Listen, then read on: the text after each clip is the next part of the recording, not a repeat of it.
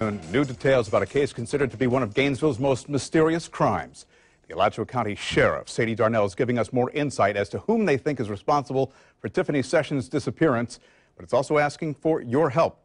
Investigators believe this man's responsible, Paul Rowles, a convicted murderer and rapist. He was convicted of killing a woman and dumping her body near the same area where Sessions was last seen. Channel 4's Erica Rako joins us live from Gainesville. Erica, what's the sheriff say about Rowles' involvement? Well, Bruce, the strongest piece of evidence that investigators have right now linking Paul Rowles to this case is something they found in his prison cell after he died in prison last year. Here's a picture of that. I want to show it to you firsthand. In his calendar, Paul Rowles wrote down number 2, 2989, number 2. That's the date 20-year-old Tiffany Sessions vanished.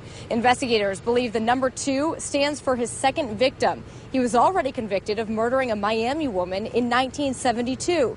The second strongest indicator that links him to this case is another murder he committed in 1992. Rowles killed Brenda Foster in Gainesville, and her body was found here in these woods of Gainesville. That's why investigators are here searching this area now for any signs of Tiffany.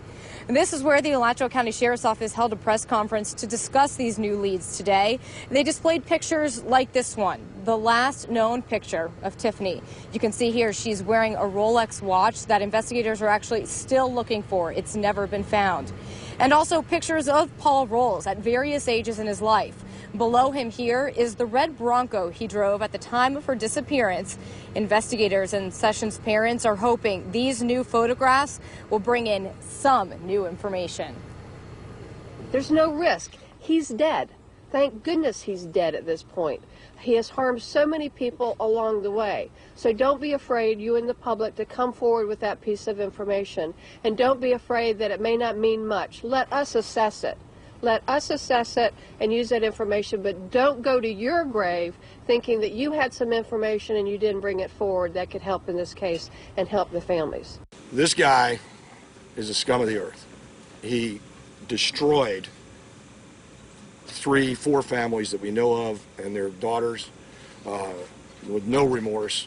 And when we tried to talk to him after he became a serious suspect, both in Beth and in Tiffany's case, he just couldn't, he wouldn't talk to anybody, no remorse.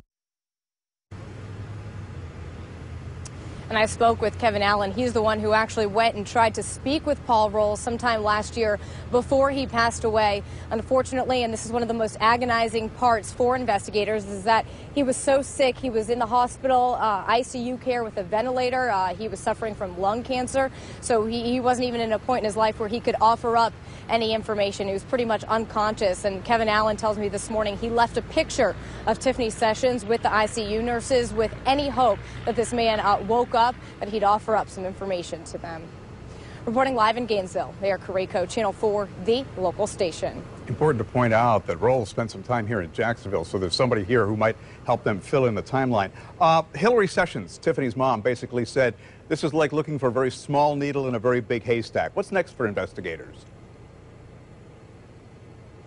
Well, Bruce, I asked Kevin Allen, the lead investigator here now on this case from the Alachua County Sheriff's Office, and he says it's the help from the public. That's why they've put these photographs up on big poster boards today to display for us to share with the community in hopes of anybody living anywhere in Florida. This man had ties to Gainesville, to South Florida, to Jacksonville. In fact, he was in prison on charges out of Duval County. They're just praying that somebody recognizes that red Bronco, recognizes his face, and even if you have the smallest bit of information about him, they're asking you to call the Sheriff's Office and share that. This investigator is willing to talk with you, and he probably knows a lot more than you do and can connect that information to something that will help find her body. That's the biggest piece right now. They have no physical evidence because her body has never been found. Yeah, no DNA evidence either. They're going to look for that very small needle. Erica, thank you very much. More on this story on news4jax.com.